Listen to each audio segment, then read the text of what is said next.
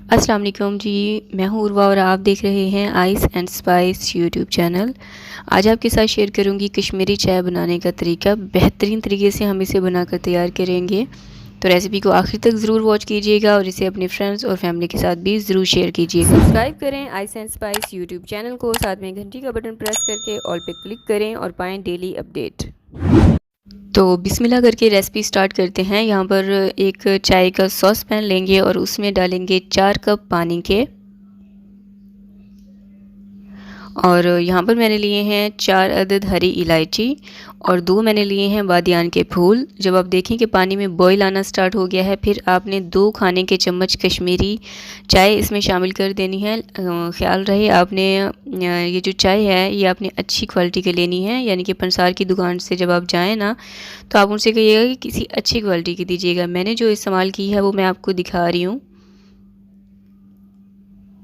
तो इसे बॉईल आने तक पकाएंगे। अच्छा, इसको ना आपने हाई फ्लेम पर पकाना है, लो फ्लेम पर नहीं पकाना, क्योंकि हमें इसको इतना पकाना है कि जितना भी पानी हमने डाला है ये सारा खुश्क होकर 1 कप रह जाए। तो अगर आप हल्की आंच पर पकाएंगे आपका बहुत ज़्यादा टाइम लग जाएगा, इसलिए मैंने चूल्हे की जो आंच है उसको हाई फ्लेम पर रख कर इस चाय को पकाया है। और अभी आप देख सकते हैं पानी ऑलमोस्ट 1 कप अब रह चुका है और 15 मिनट मुझे लग गए थे इस पानी को 1 कप तक लाने के लिए। और अभी इसका जो कलर है वो चेंज नहीं हुआ है। तो इस पॉइंट पे अब मैं डालूँगी इसमें 2 कप मज़ीद ठंडा पानी। ठंडा पानी मतलब कि आपने फ्रिज का पानी इसमें डालना है, आइस्ड वाटर होना चाहिए। चूल्हे की आंच आपने हाई ही रखनी है और हाई फ्लेम पर ही इसको आपने पकाना है कंटिन्यूसली। अब दूसरा जो प्रोसेस है वो भी यही है। अब दूसरी बार भी हमें इसको इतना पकाना है कि इसमें इसका जो पानी है वो खुश्क होकर 1 कप रह जाए। अच्छा, लेकिन उससे पहले जैसे ही आप देखें कि पानी में बॉईल आना स्टार्ट हो गया है, फिर मैं इसमें डालूँगी आधे चाय के चम्मच के जितना मीठा सोडा, खाने का सोडा। और अब हमें इस चाय को इतना पकाना है कि ये 1 कप के जितना रह जाए। अच्छा, इस चाय को ना आप 1 हफ़्ते के लिए फ्रीज़ भी कर सकते हैं, यानी कि स्टोर कर सकते हैं। बिल्कुल भी आपकी चाय ख़राब नहीं होगी, क्योंकि जो आगे चलकर हम इसको इस्तेमाल करने वाले हैं ना, वो बिल्कुल इसकी थोड़ी सी क्वांटिटी में ये इस्तेमाल होती है। तो मैंने तो 3 कप बनाए थे, बाकी जो थी वो मैंने स्टोर कर दी थी। अगर आप 7-8 लोगों के लिए बना रहे हैं फिर तो इनफ है, लेकिन अगर आप कम बना रहे हैं तो आप इसको स्टोर कर सकते हैं। टेंशन नहीं लेनी, आपकी चाय वेस्ट नहीं होगी। तो इसको कंटिन्यूसली पकाते हुए आप देख सकते हैं ये पानी खुश्क हो चुका है, 1 कप ये पानी रह चुका है।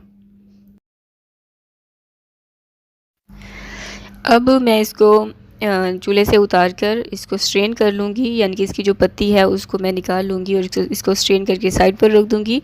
दूसरी तरफ एक पैन लेंगे, इसमें मैंने लिया है आधा लीटर दूध। इसको बॉइलिंग पॉइंट आने तक पका लेंगे और इसमें मैं चीनी डाल रही हूँ 2 खाने के चम्मच। आप अपने जायके के मुताबिक डाल लीजिएगा।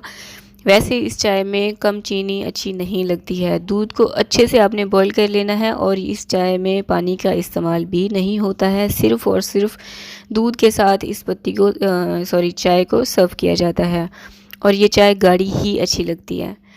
दूध हमारा अच्छे से बॉईल हो चुका है। दूसरी तरफ चाय को भी मैंने स्ट्रेन कर लिया था, आप देख सकते हैं। अब थोड़ा सा इसमें मैं डालूँगी, ये देखें, और बाकी की जो बच गई है ना उसको मैं स्टोर कर लूँगी। माशाल्लाह से ये इसका ओरिजिनल कलर है, मैंने इसमें कोई पिंक कलर शामिल नहीं किया, बाज़ लोग डाल देते हैं। हमने ओरिजिनल प्रोसेस से ही इसका कलर पिंक लेकर आए हैं। तो बहुत ज़बरदस्त माशाल्लाह से हमारी चाय बनकर तैयार हो चुकी है और जो चाय बच गई है उसको आपने ढक कर फ्रीज़र में या फिर फ्रिज में आप इसे स्टोर कर सकते हैं। तो 1-2 उबाल आने तक मैंने इस चाय को पकाया और अब मैं आपको इसका फ़ाइनल लुक दिखा देती हूँ। ये जो मैंने आधा लीटर दूध लिया है ना, इसमें 3 से 4 कप बन जाएंगे। ड्राई फ्रूट्स में मैंने लिया है बादाम और पिस्ता। इसको डेकोर कर देंगे और सर्व करेंगे। आई होप कि वीडियो को लाइक कर दिया होगा। नेक्स्ट रेसिपी क्या हो मुझे ज़रूर बताएं।